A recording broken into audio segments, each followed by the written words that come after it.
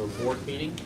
I do want to mention again that Trustee Nelson, who is out recuperating from a broken femur, is with us via telephone.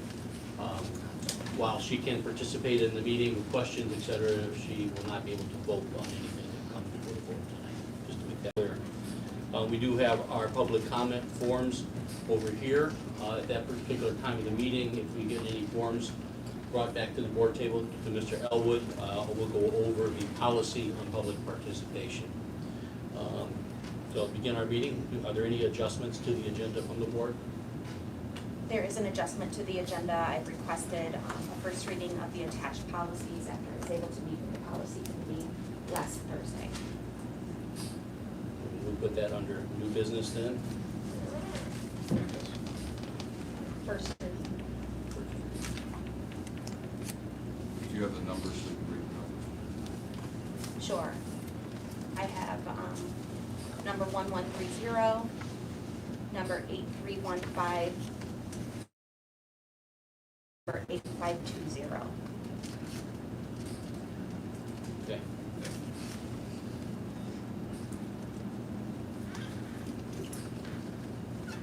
Okay, we'll begin with our superintendent consent agenda. Items 3.01 personnel report, 3.02 donations for August 27, 2018, 3.03 claims report for August 27, 2018, and 3.04 our facility use requests.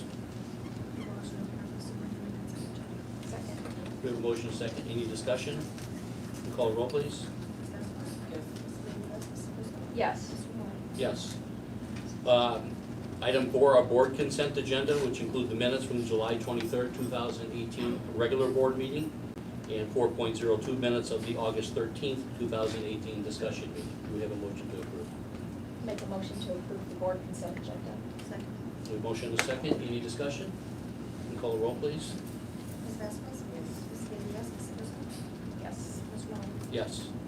Move on to board development, financial committee, trustees Bailey and Maleta. Nothing to report there. Just to make you aware, I'm working with Nick Grung, Director of Finance, to determine a meeting with Law and Ice Miller regarding our next steps for projects and different things. And I'm asking that to be a form of executive session to kind of go over the financials for the whole board. So, surprised. If we could get those dates out sooner than Yes. later, I'd appreciate it. Yes, they're getting dates that they're available, and I was gonna send them to you right away. Good, thank you. 5.02 legislative committee, trustee Prisco. We do not have federal flash this evening. So I don't have to move. We have to move. At the state level, obviously, they are not in session right now, so there's nothing much going on there right now. But I would definitely say with the new ESSA guidelines and some of the things that's coming through, there are a lot of potential grants that are given to the IDOE, so I'm hoping that we're looking at those. Yeah. Good. Okay, we'll move on to old business. We have our Power School e-finance contract ratification. This was reviewed through our process of the ratification of contracts. This is our financial system that is now owned by Power School. Do you have a motion to approve?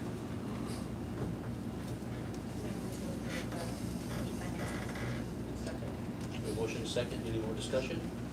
Call the roll, please. Ms. Vasquez? Ms. Bailey, yes. Ms. Prisco? Yes. Ms. Wong? Yes. Item 6.02, Tech Defender contract ratification. This is for 4,700 devices of our one-to-one students, which we're very proud to say now we do have officially one-to-one 6 to 12. So this is the protection plan so that families do not incur a large amount of costs when the students are using it. Make a motion to approve the Tech Defender contract ratification. We have a motion and a second. Any discussion? Call the roll, please. Ms. Vasquez? Yes. Ms. Bailey, yes. Ms. Prisco? Yes. Ms. Wong? Yes. We'll move on to new business, item 7.01, textbook rental for grades 9 through 12. Superintendent Allen. The textbook rental fees have been assessed 9 through 12 based on student schedules. As you are aware, that is very unique depending on each individual student and the courses that they take. Are you looking for approval on that at this meeting? It would be helpful so we can get those assessed and out to families. Do you have a motion to approve? Make a motion to approve the 9 to 12 transfer for now. Second. We have a motion and a second. Any discussion? Question. Okay. I'm still happy that we got the grant so that you don't have to apply for these schools for Rhode Island and things like that. That's helpful. Absolutely, it really is helpful, and a significant amount of fees are dropping because we're able to use those grant dollars for the online subscriptions. So those students who qualified for free textbook, how often are the families notified? What we do up until the very last day of school, those applications continue to come in. And so we make sure that we continue to reach out to families and make them aware of the application. And oftentimes what we're finding is when we go to deliver the first notice that they have not paid, then they will contact us, and as we follow up, we just need to help them fill out the form.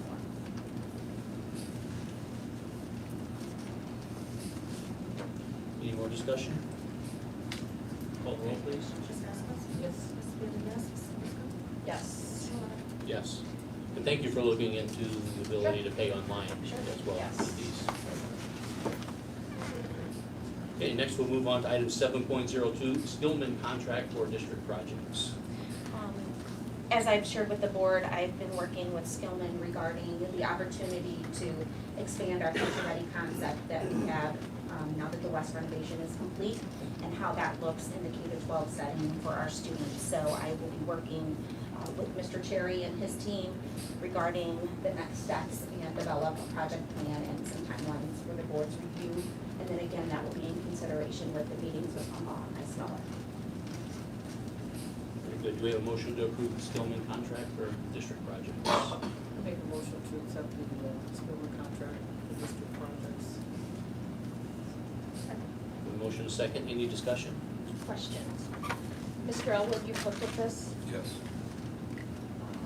What is an AIA document, C132-2009? I've never seen a contract with that language AIA on. is the American Institute of Architects. They have formed contracts for construction projects. So this is a form. They're industry-wide. Yeah, so you basically plug in, so for example, this is between owner and construction manager at the top. They also have contracts for owner and general contractor and subcontractor. So that's what this is. This is the same form that's been used by the district in the past anytime we've hired any building industry. I believe Alliance's contract is the same AIA form, not the same form, but same program. And then did we have the union information in here in preference to local, is that being utilized? So Local this vendors? is a professional services agreement that's just a base arrangement. Yes. We don't even know what our fee's gonna be at this So point. that's We what I was don't know looking at, what they're like, gonna do from Yeah. a pre-design, it's a percentage. Okay. So it's basically just allowing us to contract with them. Okay. This board will see all future contracts before we spend it out. And it should also be mentioned again, I apologize for failing to mention it, we'll still work with Alliance Architects Yes. and then coordinate with Spillman. So this just allows them to be the project manager. If anything goes out to bid, Yes. then we will have to approve those and possibly open bids and do Yes. this whole process and everything. Yes. Right. Okay, just want to make sure. Just want to get a good scope of what we're looking to do next and be strategic about those things that are immediate needs and make sure that those immediate needs are taken care of and addressed before we start enhancing learning environments only to find out we needed to replace a rooftop. So then we're going back and doing something like that. And using Spillman, so that's great because of their experience in doing these type of projects. That'll allow everybody to go back to this. Yes, it will. Good as well. Yeah. Right. Did we have a motion and a second on this already? Yeah. Any more discussion? Thank you. Can you call the roll, please? Ms. Vasquez? Yes. Ms. Bailey, yes. Ms. Ruska? Yes. Mr. Milano? Yes. Item 7.03, agreement for residential and/or non-residential services provision designees. This is continuing with myself as the designee in the event that we need to place our students in residential treatment in also the residential treatment, partnering with mental health and behavioral health services with the state of Indiana. I'll make the motion that Dr. Alanes is the residential and for non-residential service provisions designee. Second. The motion second, any discussion? Call the roll, please. Ms. Aspas? Ms. Bailey, yes. Ms. Driscoll? Yes. Ms. Sweta? Yes. Okay, we'll move on to superintendent reports and updates. Dr. Alanis. Some exciting news this week. This morning, Mr. DiPasquale shared with us at South Haven Elementary School, they did their student announcements on the green screen today. So the students delivered their announcements live for their peers, and I'll be sending that to you. And we'll also be putting that on the Facebook page and out to other forms of the media, social media, so that can be seen. The green screens are in full effect. I believe I shared with you the blog post from last week, if you haven't had a chance to see it yet. Students were surfing on a surfboard, and it was really neat. They're using their makerspaces at the elementary level. They're building things, and just really being able to explore their own curiosities. So they are really enjoying those spaces. Do we need things for them? I mean, materials? Yes. Is there going to be a call out to the community, maybe to donate? The Lego call out went very well, and we will continue to determine what are those things as we need. We are also determining a list of those things that are acceptable to ask for donations, and those things that we want to make sure are purchased brand new with the specific specs for our students. So as that continues, we'll make sure to get that information out. And can you explain green screens and Sure. Makerspace? I know the board is aware of it, and it's something that, it is innovative, and, they're in every Sure. school here. If you So- could just explain that, because Absolutely. most So people might not be We aware of have it. in our K-12 setting now, every single building now has at least a minimum of one innovative learning lab, and those labs are dedicated to project-based and problem-based learning. Students are able to explore, create, it engages mathematics, science, technology, all different forms of art, and engineering as well. So our Project Lead the Way classes develop that obviously at the high school, it is pushed to the middle school, and our elementary kids really picked up speed with the different robotics camps and opportunities, and we decided to develop makerspaces in those innovative labs, much like what we have at the high school. So this, as Mrs. O'Frisco stated, this is a new way in education to allow students to be the center of their learning and determine how they best learn and be able to use their hands, be able to communicate and explore, collaborate with others, and just be able to truly make that learning experience authentic for them. The green screens have been a huge hit as they're pretending that they're running from animals in a forest, and then they'll go write a story about it, and now they've made a movie where you've got an elephant coming behind you. Mr. DiPasquale tried that one out. It was quite enjoyable to watch him do that. And also the virtual reality field trips, seeing the students with those on their faces, and you hear their voices get very loud, and they're looking down a tunnel or something, and they really are enjoying it. But again, a lot of field trips that when a social studies teacher is talking about Greece, and the students can all then read about it, and then now instead of just 2 or 3 pictures that they used to have in their textbook, now they're able to research things online and then take a virtual tour. So they are eating it up, K-12. We've got them in every building as well, and we're very proud of how that enhancement of innovative learning has come about in the district. Also, communication in the district. As you're aware, the first newsletter for parents throughout the district has went out with our communications interns. They have also developed a new parent newsletter, and we'll have a tab for new parents on our webpage, and every month they're going to have some information about things that are upcoming in Portage Township schools. For instance, we hear from grandparents that sometimes they need to know well in advance, 2 months before Grandparents' Day. So we want to make sure that we get that information out as soon as possible. If the elementaries know when they're going to do it, we want to get that out right now because of scheduling. And also the first staff newsletter went out and included pictures from our orientation days for 6th graders and 9th graders, and some different information regarding the comprehensive safety and security plan and different things.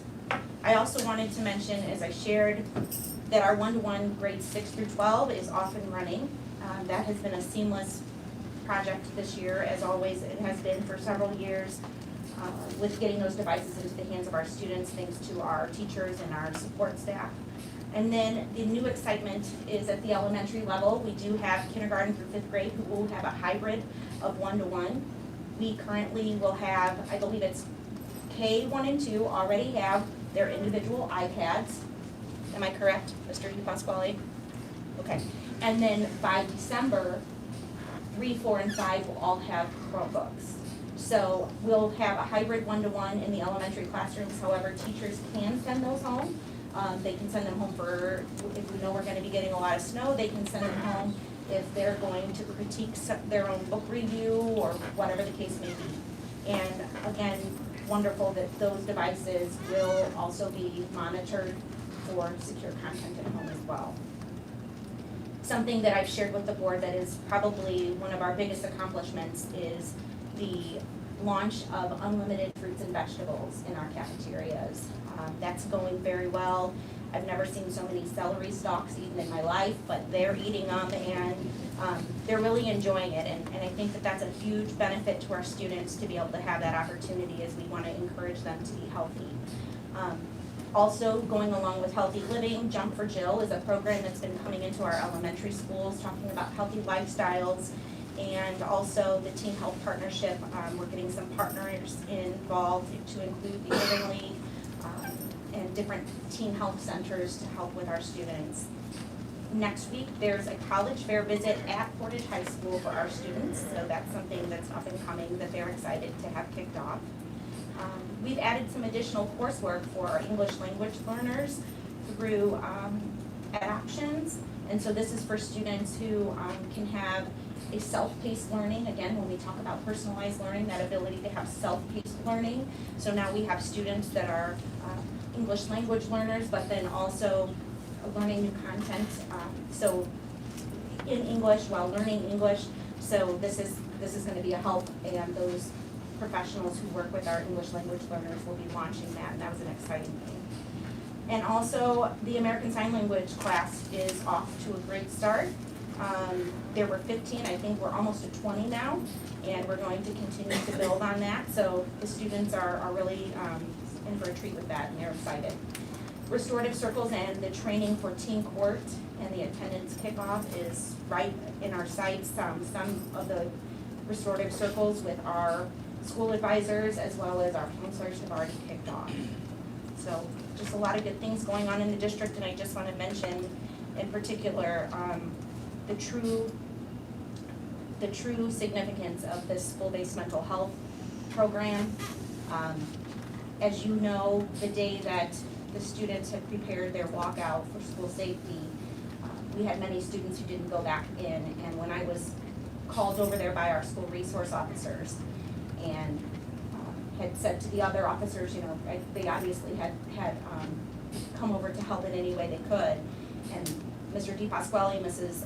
Devers-Lowry, and I stayed outside with the students along with Officer Wright, and it was very evident to me in our conversation, which lasted almost 2 hours outside, that they wanted mental health to be a large component for themselves and their peers, and of course, we couldn't agree more. And so this became a huge launch after listening to our students, and as well as the monitoring of the devices 24/7, so that students could reach out for help if they needed help or if a friend needed help, and then of course being able to monitor for threats of harm, violence, and just secure content that they're accessing outside of our buildings, so that we can assist parents in knowing that if those devices are home, it is safe for their child to be on.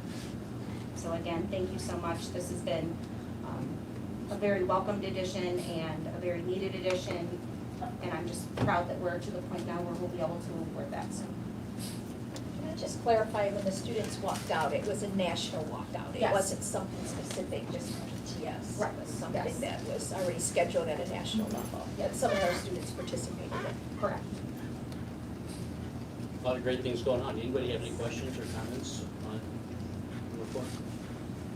Very good, thank you. Okay, we'll move on to other items not on the agenda. Superintendent, any items not that aren't on the agenda? I think we probably covered everything. The only other thing I had is Nick. Is Nick here? No, Nick Gron. think he's here. Maybe he's out in the back. I was gonna have you officially meet Nick as our CFO, now that he is approved. So, oh, he's in the back, okay. Well, we can applaud for him.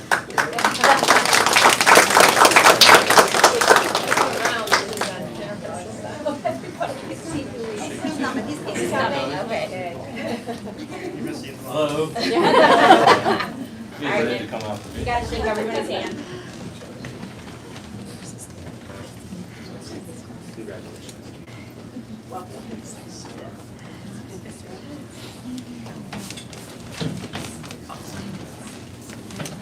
We're familiar with him. And we know you're gonna do an outstanding job. So Thank you, I'm excited.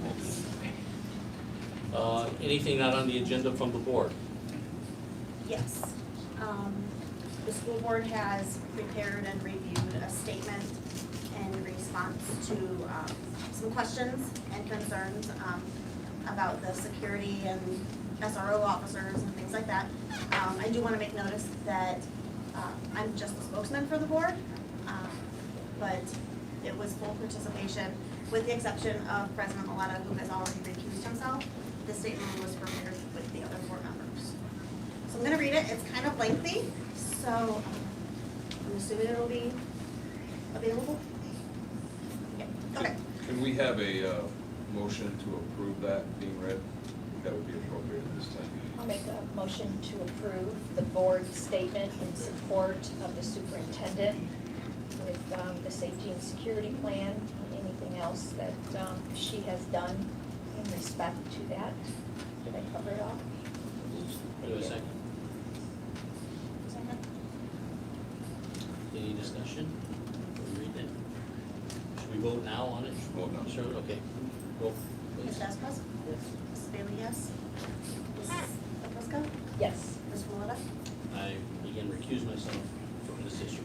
And then it needs to be stated that Mrs. Nelson, even though she is present here via phone, she cannot vote, is that correct? That's correct. She can participate and listen and ask questions, but cannot vote. Okay. Okay, like I said, it's quite lengthy, so here we go. First and foremost, on behalf of the Portage Township School Board and our superintendent, we want our parents, students, and the community in general to know that the safety and well-being of our students and staff is the foundation of our educational objectives. When our families send their students to Portage Township schools, they expect that we are doing everything in our power to keep them safe. This is an extremely fair expectation. Unfortunately, recent commentary has inaccurately portrayed our school leadership as not caring about the safety of your children. This is extremely unfair. In addition, we have received questions regarding the transparency of our comprehensive and collaborative approach to the school safety and the basis for the school resource officer program. We believe in modeling positive behavior for our students, so our initial description of the SRO program omitted the rationale behind hiring a team of police officers from multiple jurisdictions to provide protection at all of our schools. Given the current questions posed, we realize that our families, employees, and community partners deserve the description of why we decided to engage in a series of part-time local officers to support our full-time Portage SROs. It is our understanding that the chief of police was notified of a change in procedures regarding the accessibility of student information to be obtained by the SROs. He did not agree with the change in procedures and pulled 2 Portage Police Department SROs from our schools, leaving all of our nearly 8,000 students without a police officer exclusively dedicated to their safety. He later directed the SROs to return to their assigned schools before the end of the day. This unacceptable action on the part of the Portage Police Chief left Portage Township School leadership with a dilemma. The PTS superintendent was concerned that this type of action could occur again. As a result, Portage Township Schools began discussing, researching, and developing an SRO program that would protect our students should the chief of police pull out SROs out of our buildings in the future. This was the basis of including officers from multiple jurisdictions in the SRO portion of our comprehensive and collaborative approach to school safety. Should we be left without the Portage Police Department SROs, our buildings, we would have other jurisdictions who would remain in our buildings and maintain the safety of our students. Another concern has been when our Portage SROs receive comp time, our summer school sessions were without security. Thankfully, another jurisdiction sent officers who patrolled our buildings while the SROs of the Portage Township Police Department were unable to be present in our schools. The Chief of Police has since offered 2 additional Portage Police Department full-time officers to serve within Portage Township School at what he says would be at no cost to the district. Portage Township Schools and the Portage Police Department, with the support of the City of Portage, entered into a memorandum of understanding in order to delineate the responsibilities and employment terms between the Portage SROs. The initial MOU was intended to promote collaboration between all parties in protecting our students. On Wednesday, August 22nd, the Chief of Police and the Mayor of Portage returned an edited MOU that changes the terms of the joint agreement. The Chief's revised MOU outlines conditions that prohibit Portage Township Schools from giving necessary direction to the agreed-upon school resource officers. Not only is this a dangerous tactic that could impede upon our administrators' abilities of keeping our students safe, but it is a direct violation of School Board Policy 8400, school safety. The district's policy states, the board may establish a school resource officer, SRO, and may appoint police officers, prescribe their duties, and direct the conduct of the police officers, prescribe distinctive uniforms, and provide emergency vehicles. The protocols of the Porter County Safe Schools Commission are the driving force behind our policy to include addressing unsafe conditions, to include school violence, bullying, and other issues that may prevent the maintenance of safe schools. The unilateral decisions being made by the mayor and the chief of police do not allow Portage Township Schools to utilize the offered SROs in an effective manner that puts safety of our students first. Additionally, their actions do not comply with the School Board Policy 8400, which specifically dictates that the composition of the school safety team must be in accordance with the superintendent's guidelines and in alignment with the state law. It is our sincerest hope that this has cleared up some misconceptions regarding the Portage Township Schools SRO program. The statements made by the mayor and the chief of police have painted Portage Township Schools in a negative light with inaccurate information. These statements have also caused undue harm to the Portage Township School Superintendent along with her family. We, as a school board, along with the superintendent, hope to get to a place of understanding. Because, as stated at the beginning of these remarks, without the safety and well-being of our students and staff in our schools is critically important to the school board and to our superintendent. Thank you.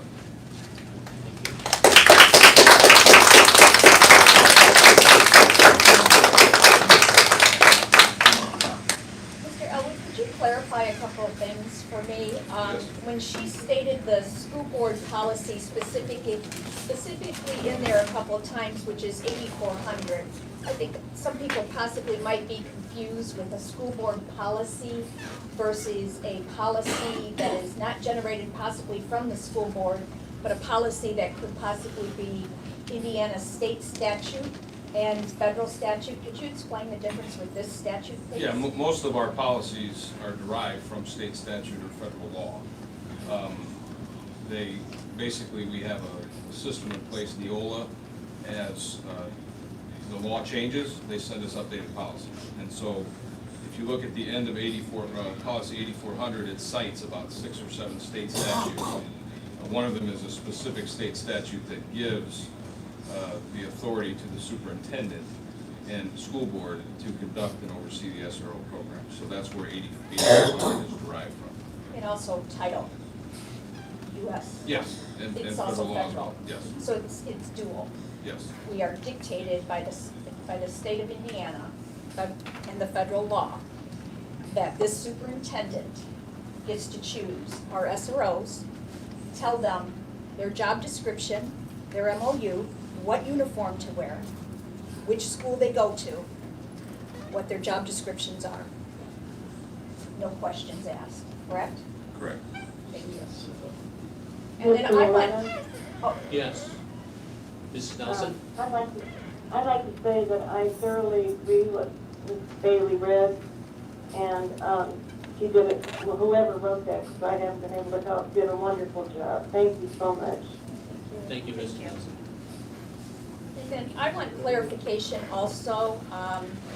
We are without an MOU and have been for a period of time with the Portage Police Department. However, we still pay them half of their full-time salary, which I did not realize until approximately pretty recent. And when we pay half of their salary, our students are mandated by law to be in class 180 days a year. And we are paying 320 days a year. And I don't know what the SROs are doing with those extra days, but what shocks me as a school board member when we look at school safety and security is that when we are paying full-time and we have kids in summer school, and this school board and this superintendent is even unaware that our SRO did not come in because they've had comp time for the rest of the summer. And how they got comp time is beyond me, because we pay half their salary along with the city. And their primary job is to be an SRO, and I'd like for that to be looked into. We should never be without an SRO when we're paying half of their salary plus their perk, plus their benefits. And we're deer in the headlights, and we have no one here for our students. That's their primary job.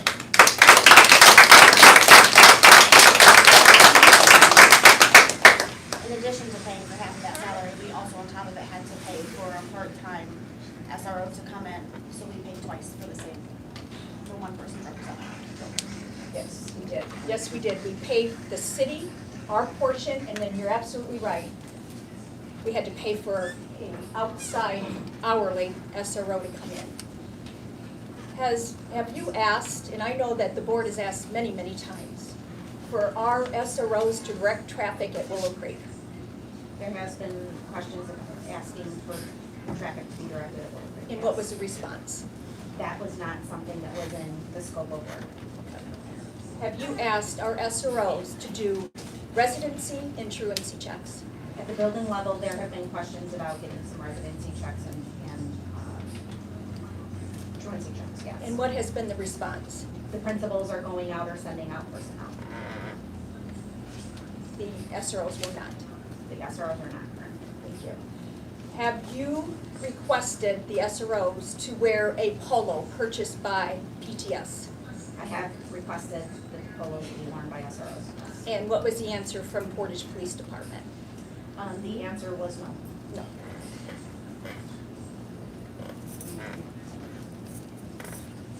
Have you requested an SRO to specifically have part-time 3 days in one middle school and 2 in another, to equal 5 days a week? I have requested that, yes. And what was the answer? The answer was that they were directed by the chief to not follow my directions under the SRO program, and that individual was not permitted to go to the other building. So that individual was told by Portage Police to do what? To go against the program, To go against you, to go against me, yes. against our policy. Correct. When we chose to do a multi-jurisdictional approach and to add additional SROs for school safety and security because of what's happened in the nation, we chose to add 2 full-time additional ones, correct? Correct. And we chose to go with the county, for any individual who lived in PTS could apply, who lived in Burns Harbor, or who also lived anywhere in Porter County. But we also asked that the Indiana State Police, that they would be part of that multi-jurisdictional, is that correct? Correct.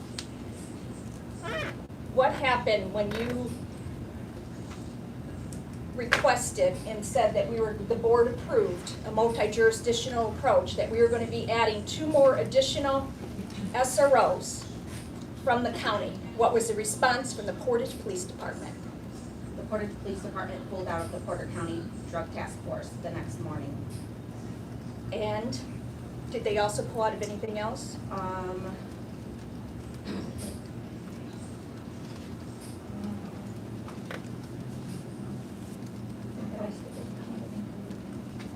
They pulled out. They were not permitted to participate in the part-time program. So when we wanted them to be a part-timer so that we could get more individuals involved, who has control, or I should say oversight, of who can be part-time on the Portage Police Department and work different places if we wanted them to come in as a part-time? From my understanding, when I met with the chief of police, the mayor had said that it would not be permitted for them to work the part-time. So in order for us to take any Portage Police Department police officer as an SRO, had the option of one, taking them as full-time again, or take 0.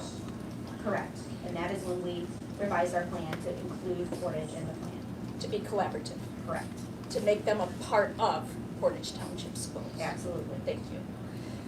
When there was one county, one protocol, Sheriff Reynolds has 7 school districts in Porter County that he oversees. That there has to be unification, that there has to be training across all 7 schools, because not only Portage Police Department would respond, it would be all jurisdictions that would be responding, so that they would have oversight and understand how to respond. When they did that, was Portage Police Department part of one county, one protocol? Were they part of that training? Did they participate in that? Our school resource officers participated in the training. At that point in time, it was decided amongst those in the county to then develop a video that portrays the details of one county, one protocol, and Portage Police did not participate. So if you were to click on the link of one county, one protocol from the Sheriff's Department, you would see that all jurisdictions, all police department is available in the video. We came to do it in police cars when you look at it, except Portage Police Department. Correct. Do we pay extra to Portage, the city of Portage, for any other police officers to do any other duties in this district? We pay 2 times yearly, $1,000 to the reserves, $1,000 for football season, and $1,000 for basketball season for security. Was that approved by the board? From my understanding, I know that in the time I have been superintendent, that's not come before the board. I have been learning these things after speaking to finance to see what we pay outside of SROs. And at this point in time, I'm working with the athletic department to determine how that's been done in the past. So we pay for reserves? We do. Yes. And was that something that you had looked at for the multi-jurisdictional approach to also get other jurisdictions in with SROs to work those events? At this time, we were in the process of having conversations about how that would look. Portage officers had expressed a desire to continue that, and at this point in time, the other jurisdictions were comfortable with that, but it was going to be something explored further. Were you given a 10-point plan, safety and security plan? First by the media. That's how I learned about this plan. I was contacted by the media and asked my thoughts and opinions on it, and at that point in time, I had no idea what was being referred to. And who developed that 10-point plan? I am not sure exactly who developed it, but it came, from my understanding, I believe it was Chief Williams, in collaboration with some of the efforts that the mayor asked him to add. So that 10-point plan was a safety and security plan for PTS? Yes, without any of my input, my district security team's input, none of that was considered. Can you explain our district security team and what their training is and their certification, please? Yes. The district security team houses, we are required to have 1 school safety specialist throughout the district. We have over a dozen, and now every single principal will also be a school safety specialist. We're also expanding it to anyone who works events in the evenings, athletic events, performances, and different things to make sure we have a school safety specialist on hand. Again, in regards to school safety, the misperception is the one area of school safety, but there is so much more to school safety regarding, again, bullying, environment, just various different things, what could be causing any type of harm. Of course, mental health is a big component of that, as well as our ability to monitor our students, be preventative and intervene, and to address trauma when trauma is seen, to know how to address trauma and how it looks. Early warning signs for at-risk, and they have been trained and specialized in a lot of these various things. The Academy for school safety specialists, they are required to renew this every single year because school safety is obviously something that is ongoing, and best practices develop each and every day. And we want to make sure that we have the best collaborative approach at the state level and of course the national level as well, as far as the qualifications. And again, it's been a district priority that I'm very proud of to say that we have over a dozen trained when we're required to have one. And that number's growing. Did you speak and confirm or talk to your security team when you did research on the collaborative plan for best practices across the nation for safety and security? I did. I spoke in particular with my district school safety specialists at the district level. And then after collaboration with them, we worked with the Portage Association of Teachers based on the components that they felt were also imperative, and then developed the plan based on those mental health components and again, monitoring students. Can you explain to me what a lot cop is, or a cop that sits in our lot? I had learned through various conversations, again, determining the financial end of what is paid to Portage PD. I then learned through the 10-point plan that we have a lot officer who sits in the parking lot 4 hours a day. Now, I do know that I have seen that car regularly, but we have a lot of Portage officers, including when I was at Central as principal, that will come and do their reporting while sitting in the lot, just as an extra security measure. So my assumption was that that was what was occurring, and what I have since learned is that that's not accurate. I believe it's been since 1992. We've had a lot officer for $19 an hour in that parking lot, 4 hours a day. In what parking lot? Portage High School East. Same in the place student every parking day. lot. And I think, was that board approved? From my understanding, when going back, I've not seen that that was board approved. How much have we paid since 1992 for a police officer to sit 4 hours in the same spot? Were you aware of that police officer being there? I've seen the officer, I was unaware of the terms. So were you aware that we were paying them? No. Were you aware they were there for our safety? I did feel that it was a part of the whole idea of if they have a place they need to park to do reporting, it makes sense to go to one of our parking lots. And I think the board thought that too. I know Yes. as a board member, I was deer in the headlights whenever I found out that we were paying a police officer to sit in our parking lot, to watch the parking lot, I guess. Or I don't know what the purpose of it was, and I don't know if anybody else knows, and we were deer in the headlights. Can you tell me how much the taxpayers has paid since 1992 to have a police officer sit in a parking lot? Over $150,000. Over $150,000. How much do we pay him? Excuse me, Oh, ma'am. I'm sorry. You can't, yeah, if you fill out a form, you'll have an opportunity. Oh, to speak. okay. Thank you.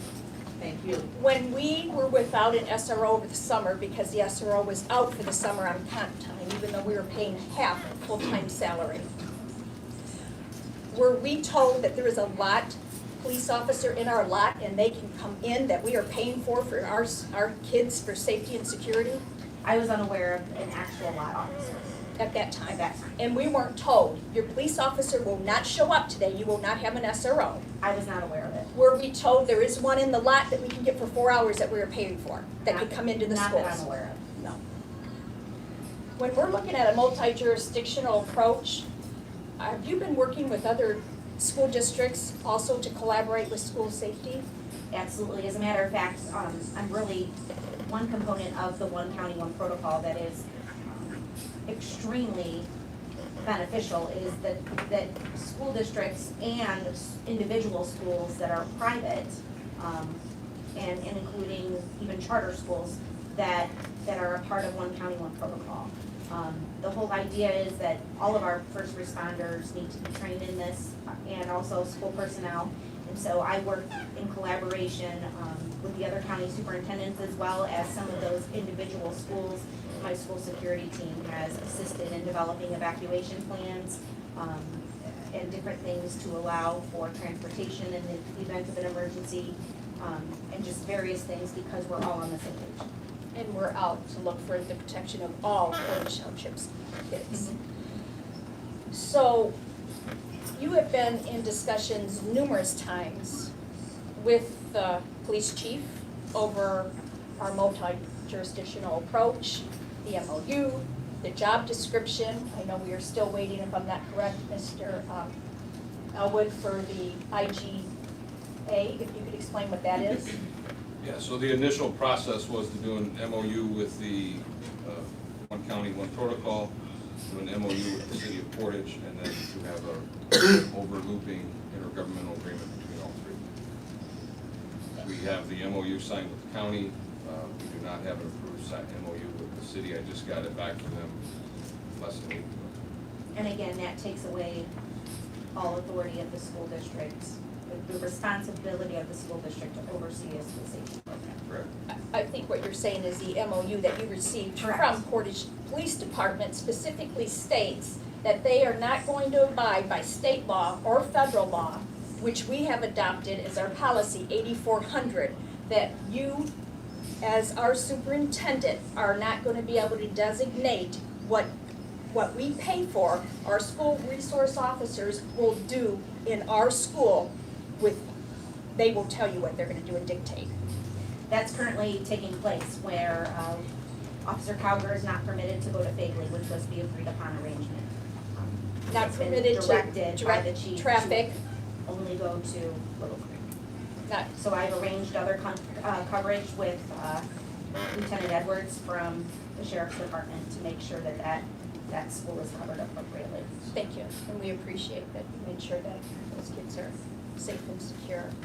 And I know that you've met with the police chief numerous times. I know that you've met with the mayor numerous times. Those discussions, did they go anywhere, or did we wanted you to, hopefully get a resolution? No, they have not went anywhere. And again, it's the component of school safety is much larger than school resource officer program. And it's not a responsibility that I'm willing to delegate in any way, shape, or form, nor should I. And obviously, the board has directed me to always follow Indiana and federal code. And it is my primary responsibility. Even when the decision is unpopular, it is the right thing to do. It is always the right thing to do. And again, something I take extremely seriously as I have to be sure that the communication throughout this district is clear. My team has to be clear at the district level, throughout all the buildings. When we have an emergency, everyone is speaking the same language, is getting their direction from me, and knows how to roll. If that is not the way that happens, we make room for error, and there is no room for error in these situations. Dr. Ellis, has there been any feedback on the expectations of the officers coming from outside of Portage?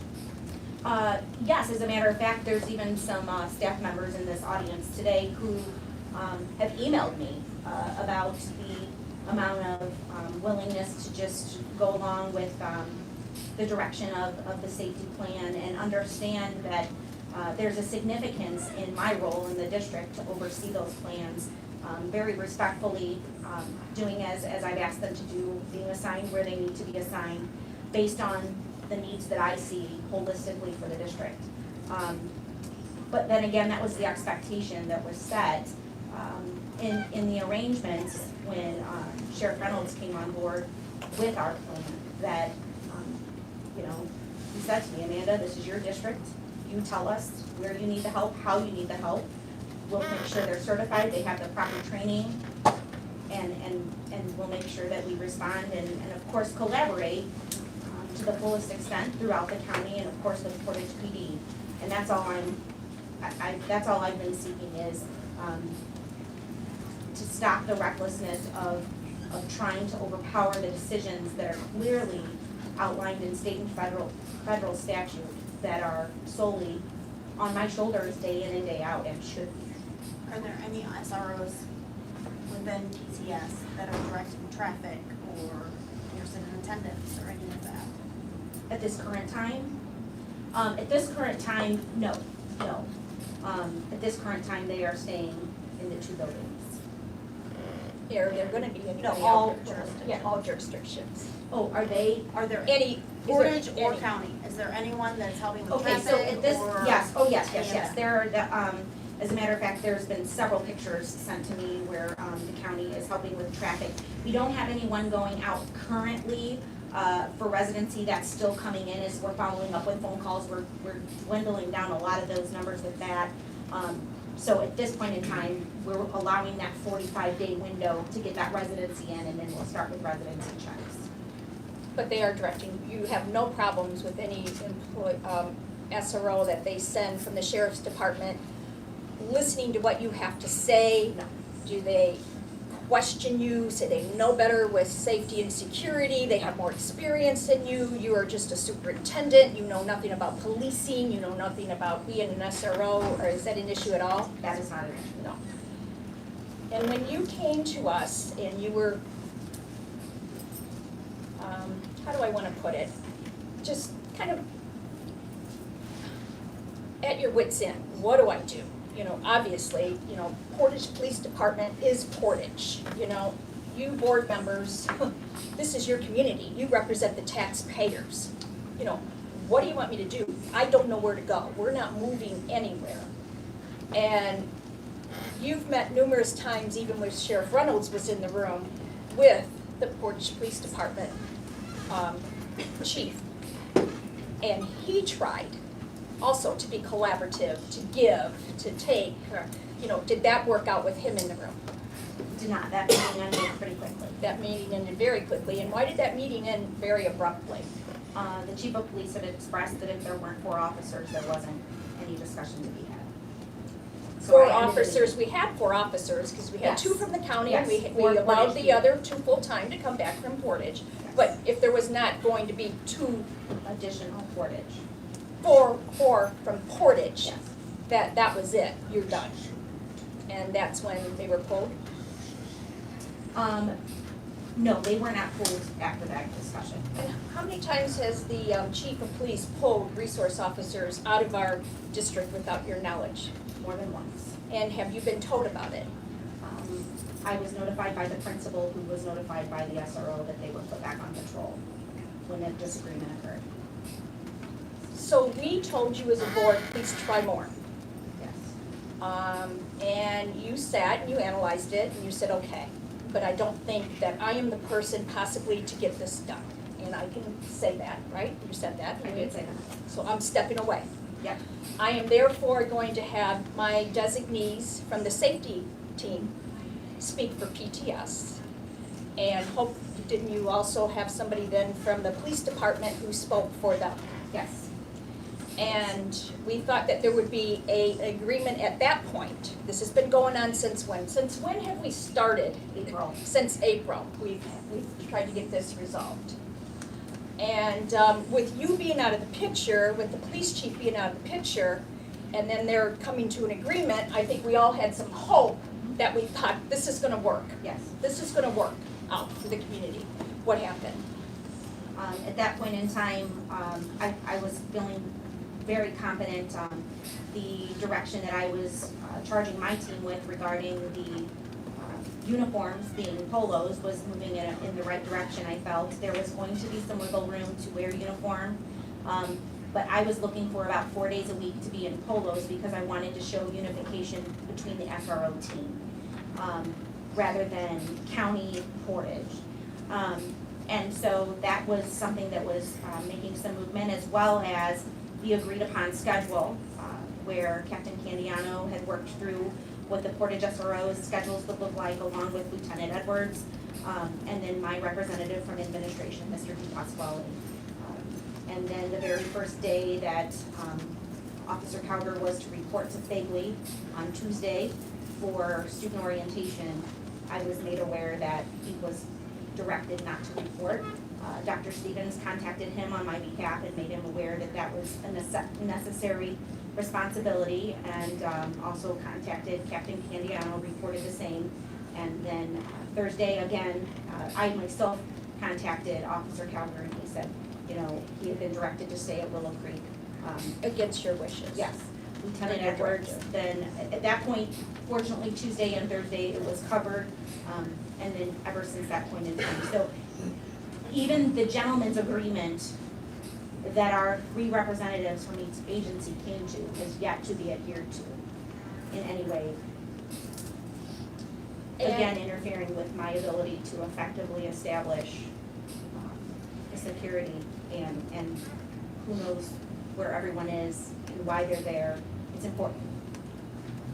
And then, when Sheriff Reynolds, I know, has had to, almost on an emergency type of basis, give us coverage, how has that worked? Was he able to do it? Yes, it has worked very well. The communication is very, very clear with the sheriff's department and has went seamlessly. So he was able to get He somebody. was able to get the We coverage. appreciate that. When you told the police chief and the mayor that we had a safety and security plan that was board approved, researched by the superintendent, written up by the superintendent, best practices on a national level, that yes, we would take the 2 full-time back.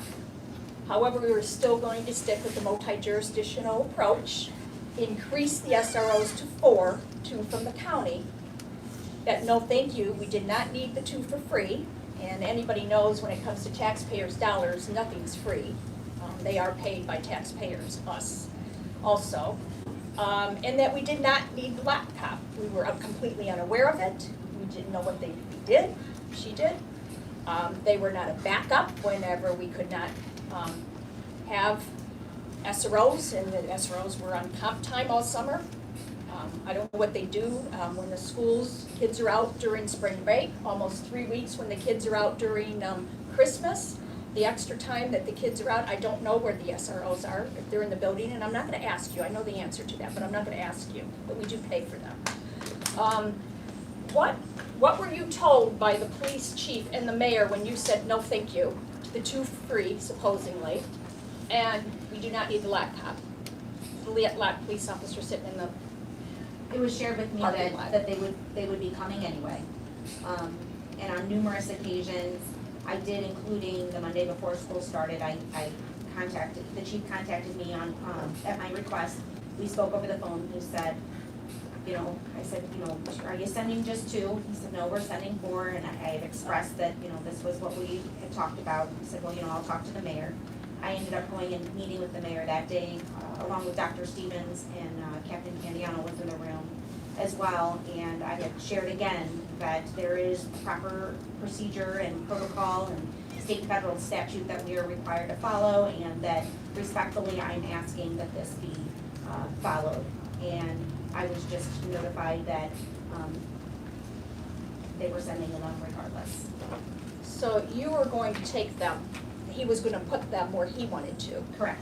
Never was I asked even if, where I felt was most appropriate for individuals to be located. So since they're your employee also,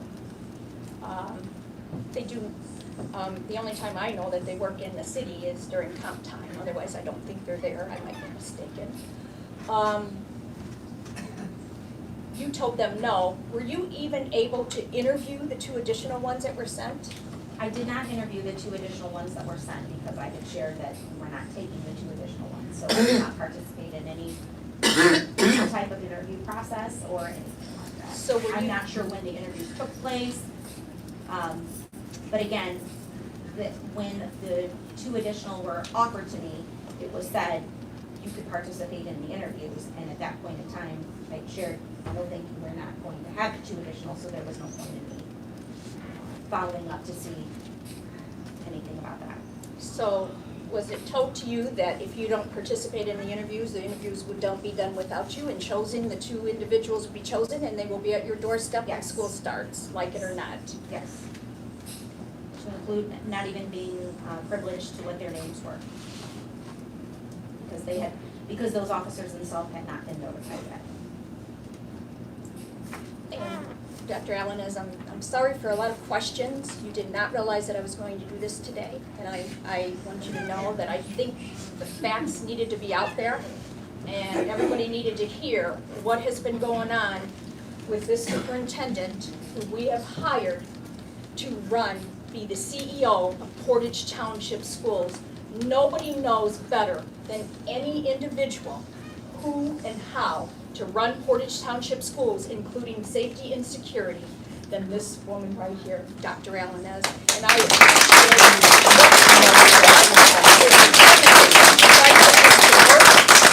your diligence and not breaking down with what has happened to you, unfortunately, the cyberbullying on city-owned taxpayer site.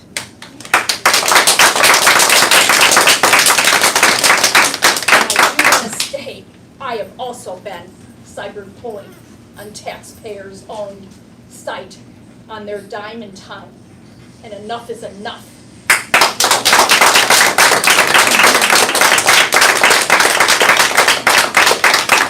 And with that being said, I would like to dictate to you and direct you again as a board member that once again, our policy, which is also state law and federal law, 8440, school safety.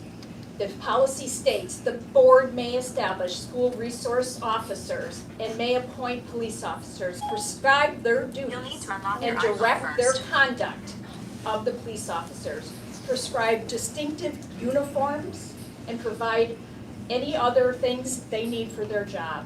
And Dr. Alanez, once again, thank you for following that policy and following the state and federal law and doing your job.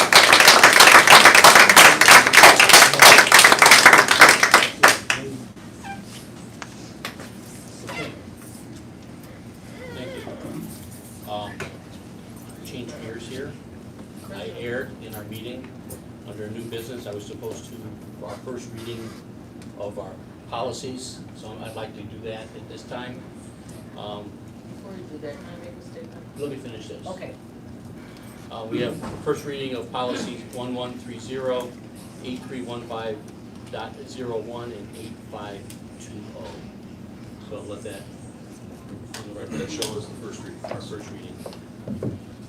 Mrs. Vasquez. Yes, I would like to say just a few things. It really is my sincere hope that all parties use conflict resolution, conflict management in order to resolve these issues. You know, as parents, as board members, as teachers, as community people, we have the opportunity at this time to serve as role models for our students as we continue to teach them not only about communication skills, we also have the responsibility to teach our children the importance of working out differences. It's my hope that together we can work together and we can make a positive impact, because when we work together, that's when the positive impact happens. So, that's what I want to say. Thank you. Okay, we'll move on to our next part. I saw forms come up there for a public comment. Yes, we received 4, and the policy requires that the intention to speak be submitted in writing prior to the beginning or at the beginning of the meeting. Okay, so just before we go to those, I do want to reiterate our policy. A couple of things. School board meetings are not public meetings per se. They're simply meetings of the school board that are held in public. By statute, all our meetings are held in public. In our case, also available to view on YouTube either during or after the meeting.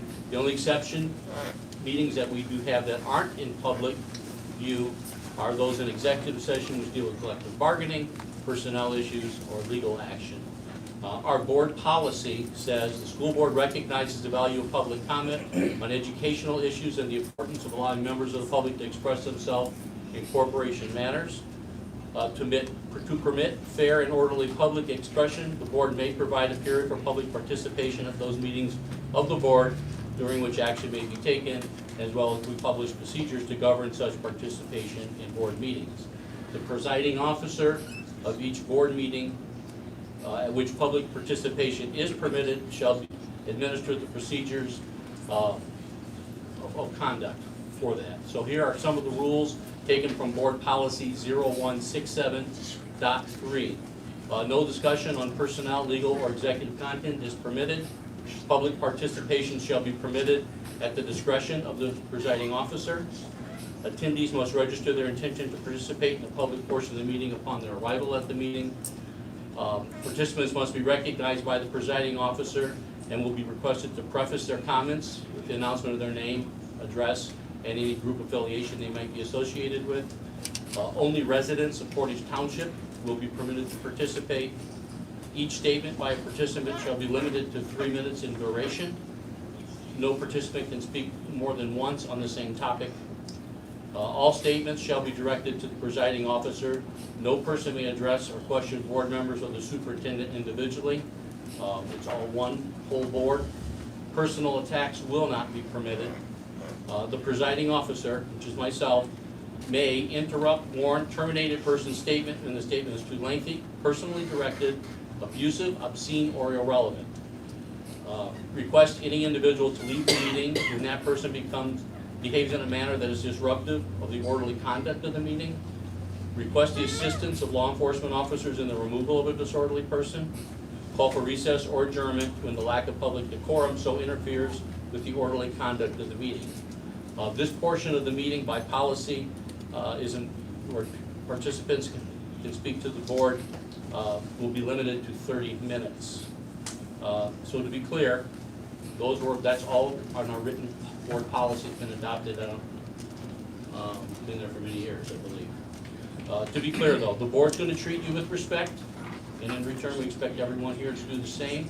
I know there's been a lot of emotion. I've seen a lot of things on social media that are contrary to that. I'm going to keep this meeting professional and orderly. If there are any personal attacks, heckling from the audience, or any outbursts, I'm going to warn you, I will adjourn this meeting immediately. So if everyone has to have their opportunity to speak, I ask you to behave and conduct yourself in a well manner. So with that, Mr. Elwood, please let us know who the first person to speak is. Yes, Dawn Kelly. Name and address, please. I give exact address or just streets this way? Exact address. Okay, my name is Dawn Kelly and I live at 6653 Lakewood. As a Portage resident and a parent of children who attend Portage Township schools, I felt it necessary to speak regarding the school safety plan. I am grateful for the efforts of the superintendent and the district team to create a proactive plan to keep our children in school safe. I am also appreciative of the school board who has adopted this plan. That light plan was sent to parents last spring, and there was also several communications to parents throughout the summer and also this fall. The negative messages on social media do not speak for me and do not speak for many of the parents that I have spoken to over the past week. I want to personally say thank you for continuing to keep our children safe. You have committed to additional services to increase individual and group therapy for children in the schools. You have committed to monitoring the devices of our children in and outside the school day. And you have committed resources that double the number of hours SROs protect our children. I am grateful that PTS has committed to adding resources that have proven to increase the financial budget of PTS in order to keep safety a priority. Others may not agree, but not accepting free officers is the decision of the superintendent and the school board. The safety and security of our children should not have a price tag, especially since it is clear that these free officers come at the cost of allowing the mayor and chief of police to control the district's plans.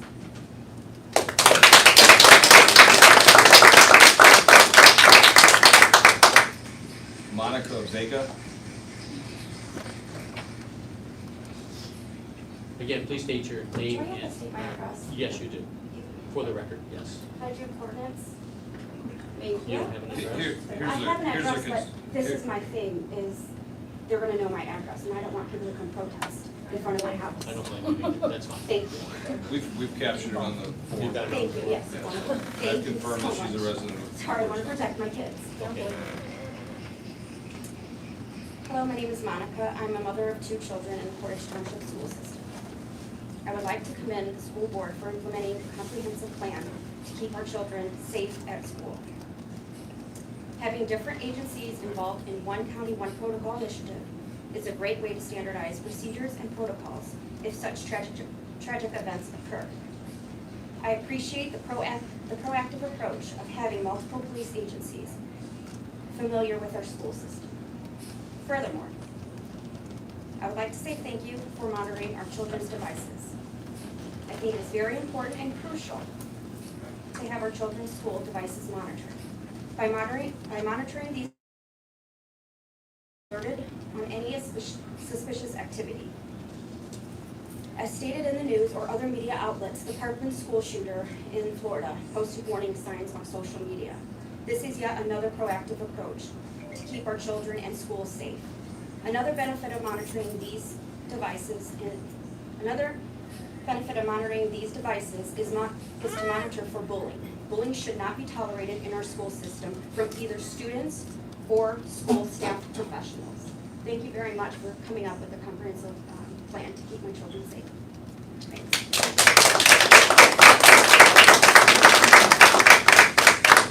George Gomez.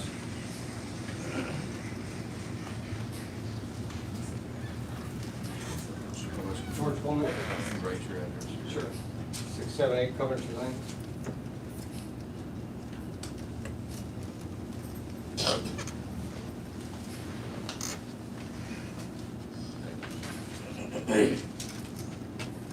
I had a bunch of notes here that I wrote. I had 4 pages of stuff. All right, but Did you get 3 minutes? yeah, I did. I got a couple seconds here. Okay. The letter that you read, okay, your questioning, okay, was excellent. Answered every question that I had, and should suffice to a lot of people that are here. You did an excellent job. The board was great. Bring the same one. Thank you.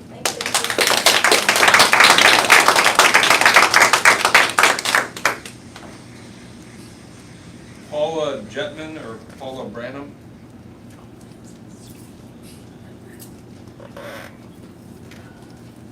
Recently married? Yes. Hi. You can As a state mother- your name just for the record. Paula Jetman. Thank you. As a mother and also as a grandmother, that my children and grandchildren attend to the school, there's a couple things that I don't quite understand. I don't understand why we would turn police officers away to protect our children with everything that goes on in this community, other communities. If there's differences that need to be worked out, why not accept them and then deal with the consequences later? Why would we, in my eyes, seem like we're attacking the Portage Police Department when they in fact, I didn't think that was funny. We'll keep this orderly, please. Please address your comments to the board, please. Thank you. I'm just very upset that, we don't do all that we do. And in a statement that was made, that you, I believe, had stated that you had contacted one person in the district above you and then made a plan. Well, as parents and as grandparents, why aren't we all involved in this plan? As this meeting, why can we not hear out there? Why isn't this meeting someplace where everybody can come in here and listen and be able to hear what's being said instead of hearing echoes on phones? I think that's very disrespectful to parents, to grandparents, to the police department, to anybody that's in here. So, in my eyes, I think you need to get the parents involved as well as, who all you want to get involved. But to say that one person has the right to determine the security of our children, that's wrong. I'm sorry. As parents, whether it costs us taxpayers money or whether you get it for free, and I know you stated that you said that nothing's ever free. I understand that in life. I work for the law. I understand that. But when you're protecting our children, you just don't turn around and ask them to leave. Why? I don't understand why. Why make the police department? Don't you think that the Portage Police Department is going to be the first people here to protect our children? And you, in my eyes, you're picking 1 or 2 instances where, the police weren't available. You know what? That's 1 or 2 instances, not every day.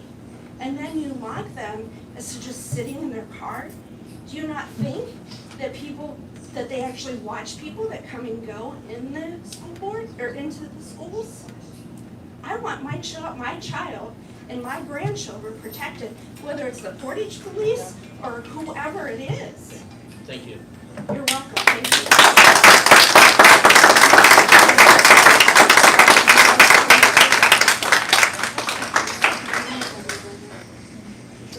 Anthony Alanes.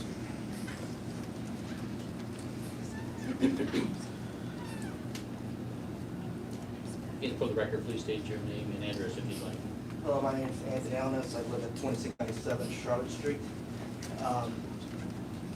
Been part of the community for over 30 years. Been coach, parent, 2 kids in schools. And I think what I hear a lot now is a lot of divisiveness going on. I think, you know, being part of this community for such a long time, a lot of us are very similar. You know, we're a lot of hardworking people who care, you know, about our kids. I've been here for how long? School, first ever school board meeting in my entire life. Never been here. Probably a lot of you could say the same thing. Probably because this topic is very important to all of us, right? And so we got to remember, because it is all, we have the same common goal, right? We have to realize we're on the same team here, right? So, so we have the same objective, we got the same goals. We need to learn how to come together as a community, law enforcement, school board, learn to work together, right? Because we've been very fortunate in this community. We haven't had to deal with the tragedies, Noblesville, Parkland, and all the countless shootings. We haven't been privy, you know, thank God, that's never happened here, right? And, you know, and largely, that's, you know, Portage Police has done a great job over the years, right? But there's no reason to say, well, we can't improve on it or be ahead of the curve, right? I don't ever want to see that come, right? But, you know, when this nation goes to war, we don't go to war by ourselves. We go to war with our allies, right? We go, all our allies, we go to war to accomplish a goal. And as a community, I feel that we have to do the same thing, right? Like I said, I don't care if it's state police, county police, Portage, Chesterton, Belleville, right? I respect them all. I think every cop wants to do a good job. Their job is to serve and protect, right? So it doesn't really matter to me who is going to come take care of our children. But it's also very important in those times of emergency that teachers, students, law enforcement are all on the same page, right? All know the procedures. All have the same training, right? That goes without saying. EMTs, firemen, they all go through the same training. They're all qualified. They all know what to do, how to respond. Every SRO, I believe that is going to be in our school system, needs to have that training, without a doubt. And every police officer needs to be involved. And I think generally, just overall, that's, I like that we're. Thank you, Mr. Alanis. We need to be together.